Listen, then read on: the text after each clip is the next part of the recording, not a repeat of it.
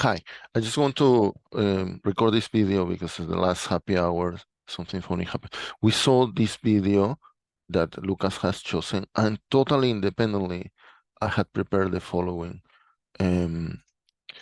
Something about US flags, so historical flags, okay? As you know, this is the current US flag, but one of the versions of the flag at the beginning, when there were 13 states, it was like this. I mean, one flag per state. And well, we can see the pattern here, t times 3, and for 2 times 2 is 13 states, and currently it's like that. And yeah, some time ago I saw this, and then I wonder for which number of flags or what number of states historically they could have followed this pattern. And when you think about it, is for the numbers that can be written this way. And one of them is with 25. I mean, you have 4 times 4 plus 3 plus 3 is 25. So I expected the flag to have this pattern, but I was surprised that the pattern they chosen at the time was this one. Similarly, with 32 stars, they could have gone for 5 times 4 and plus 4 times 3, so this pattern. But the actual flag that they used when there were 32 stars was this one.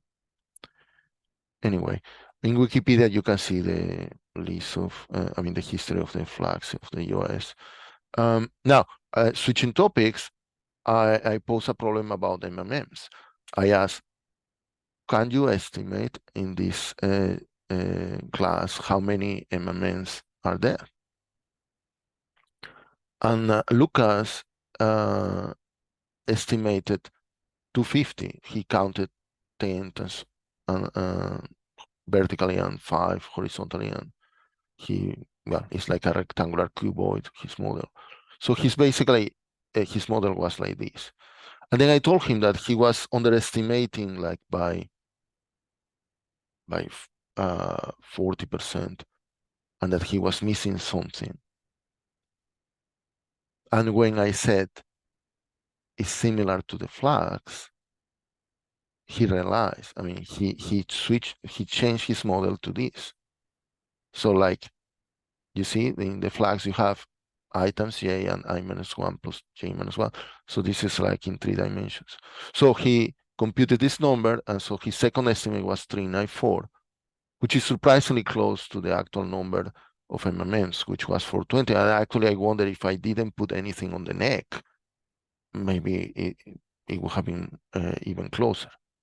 So, well, basically, the first model was like this, rectangular cuboid, but the second model was something more like this. And just to let you know, this I didn't say in the happy hour, but this thing came because well, the flags I don't recall now. I look at that a couple of months ago, but some weeks ago in a short course that Fraser and I are taking we took at the Royal Institution with Junaid Mubin, the author of this book.